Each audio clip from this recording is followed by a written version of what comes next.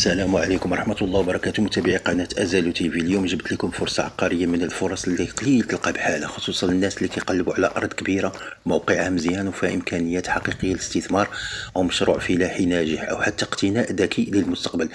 إلا كنتي من الناس اللي كتعرف قيمة الأرض وكتقلب على فرصة زوينة قبل ما يطلع الثمن، ركز معايا مزيان، حيت اليوم عندنا أرض للبيع في جماعة سيدي علي بن حمدوش دائرة أزمور بمساحة محترمة كتقارب 7300 متر مربع.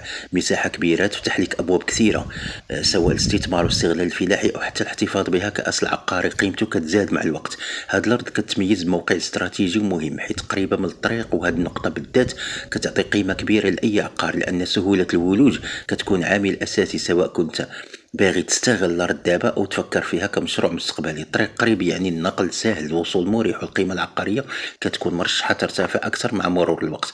وزيد على هذا الشيء الأرض قريبة من سكة القطار، وهذه النقطة ممكن الناس تشوفها عادية، ولكن اللي فاهم في العقار كيعرف أن المناطق القريبة من البنية التحتية، الطرق وحركة التنقل كتكون عندها قيمة مستقبلية كبيرة، خصوصا مع أي توسع عمراني ممكن يوقع في السنين الجاية. ولكن دابا غادي نقول لكم على واحد الميزه اللي كتخلي هاد الارض مختلفه على بزاف ديال الاراضي الاخرى. الارض فيها بير والماء ديالو حلو ومزيان، وهذا الشيء بصراحه كنز حقيقي لاي واحد كيقلب على ارض فيها مقومات النجاح من الاول. حيت دابا بزاف ديال الناس كتشري ارض ومن بعد كيبدا الصداع، فين غادي نجيب الماء، واش الحفر غادي ينجح، واش الماء صالح، وقداش غادي يتكلف. ولكن هنا عندك ميزه مهمه جاهزه من البدايه، بير موجود والماء ديالو زوين، وهذا الشيء كينقص عليك مصاريف كثيره وكيعطي الارض قيمه اضافيه كبيره. الا كنتي باغي مشروع فلاحي راه المساحه كافيه وممتازه، والبير بالماء الحلو نقطه قوه كبيره، تقدر تغرس تدير مشروع صغير او كبير، او حتى ضيعه هادئه بعيد على الضوضاء. وحتى إلا كنتي كتفكر بعقلية المستثمر في العقار، ديما كيكون من أفضل الحوايج اللي كتزيد فيها قيمتها مع الوقت، خصوصا إلا كان الموقع فيه مؤهلات بحال هذه. وتخيل معايا شوية 7300 متر مربع، موقع في سيدي علي بن حمدوش، قريب الطريق، قريب من سكة القطار، وفيها بير بما حلو.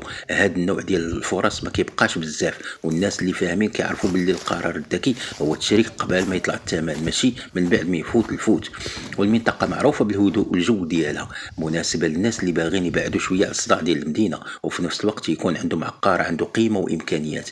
إلا كنتي مهتم أو كتعرف شي واحد كيقلب على أرض بهذه المواصفات، ما تضيعش عليه الفرصة، حيت الفرص الزوينة كتباع بسرعة، واللي كيتردد بزاف مرات كيلقى الباب اتسد. إلا بغيتي تفاصيل أكثر على الأرض، على الثمن، وعلى المعلومات الإضافية، خلي تعليق أو تواصل بالهاتف اللي كيبان في الفيديو.